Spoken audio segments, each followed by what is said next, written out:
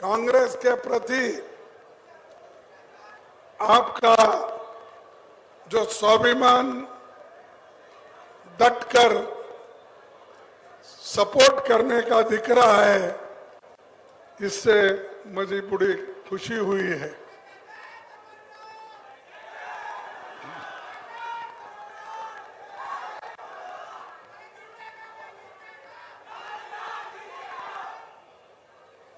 खत्म हो गया?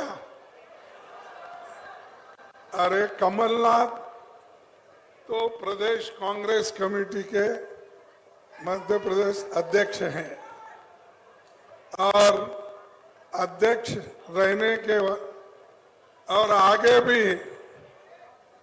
और कुछ बनने वाले हैं अगर आप एकजुट होकर अगर वोट दिए तो।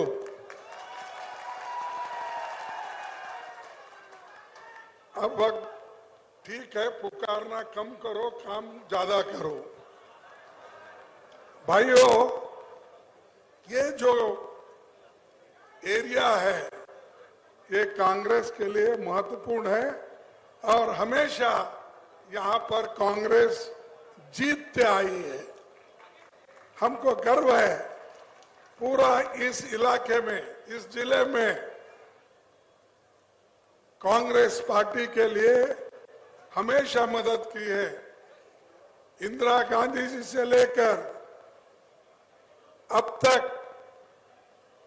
सभी लोग कांग्रेस को सपोर्ट करते हुए आए हैं और आगे भी करेंगे, ऐसी मेरी इच्छा है।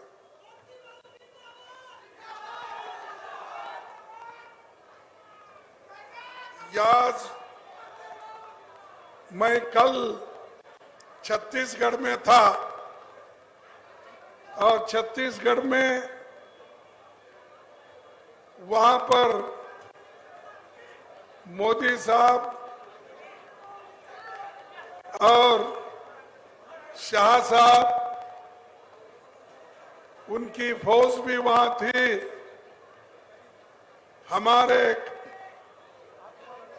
कार्यकर्ताओं पर एक डर पैदा करने के लिए उन्होंने वहां ED red, income tax raid और सीबीआई रेड ये करते हुए आपने देखा होगा, पढ़ा होगा।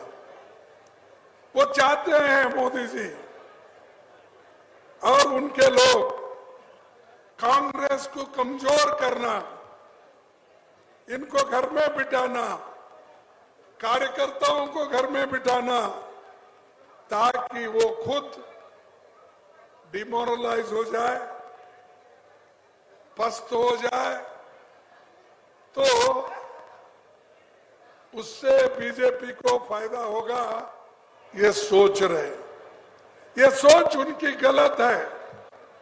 अब तो कांग्रेस किसी हालत में मध्य प्रदेश में जीतने वाली है, चाहे कितने मोदी जी आन दो, कितने शाह आन दो, कितने लोग झूठ बोलने दो, कितने लोग तुमको आश्वासन बीजेपी के लोग देने दो, कुछ होने वाला नहीं है। जीतेगा, हाथ जीतेगा। तो इसलिए भाइयों, जो हमारे कमलनाथ जी ने अपनी वायदे किए और उनके अल्पकालीन जो काम किए वो भी उन्होंने बताया, और आगे क्या करेंगी कांग्रेस पार्टी की सत्ता आने के बाद वो भी आपको उन्होंने कहा। तो हम जो कहते हैं वो करके दिखाते हैं। यहीं पर नहीं, सेंट्रल गवर्नमेंट में भी हमने ये करके दिखाया। गरीबों के साथ हम हैं। सोनिया गांधी ने जैसा नरेगा जैसा स्कीम लाया, किसके लिए लाया? जिसके हाथ में काम नहीं है, जिसको कोई सहारा नहीं है, ऐसे लोगों को नरेगा का योजना लाए। और यही बीजेपी के लोग नरेगा ये जीती जागती कांग्रेस की स्मारक है, ऐसा उन्होंने पार्लियामेंट में कहा था। मोदी साहब कहे थे, खरगे साहब, मैं इस नरेगा स्कीम को नहीं निकालने वाला हूं, इसको रखूंगा। चुप बैठो, कौन है, नहीं तो बाहर निकाल दो उसको। उन्होंने कहा, जीते जागते तुम्हारा स्मारक है, इसलिए मैं रखूंगा। ये मोदी जी ने कहा, और आज वही नरेगा उनको कोविड के वक्त काम आया। लाखों लोगों को काम मिला, करोड़ों लोग उस पे आसीन थे।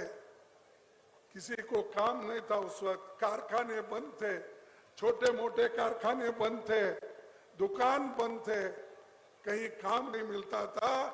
तो बड़े बड़े लोग जिनके पास जमीन भी थी, ऐसे लोग आकर काम करते थे अपने पेट भरने के लिए। ये गरीबों के लिए हमने किया। खाने के लिए हिंदुस्तान में अन्न का बहुत कमी थी। उस वक्त हमने हरी क्रांति लाकर धान का उत्पादन किया, और उसके बाद ज्यादा धान्य का उत्पादन जब हुआ, हरी क्रांति जब यशस्वी हुई, तब हम ये जो फूड सिक्योरिटी एक्ट लाया, यानी खाने के लिए मुफ्त में सबको दिया जाए। तो उसीलिए वो आज भी गरीबों के लिए कहीं 2 रुपए में, 1 रुपए में, कहीं मुफ्त 35 केजी दिया जा रहा है। ये इनका प्लान नहीं है, बीजेपी का प्लान नहीं है। बीजेपी का प्लान एक ही है, अदानी अंबानी ऐसे बड़े बड़े लोगों का पेट कैसे भरना और उनका पेट कैसा मोटा करना। कभी मोदी जी किसी गरीब को देखा है?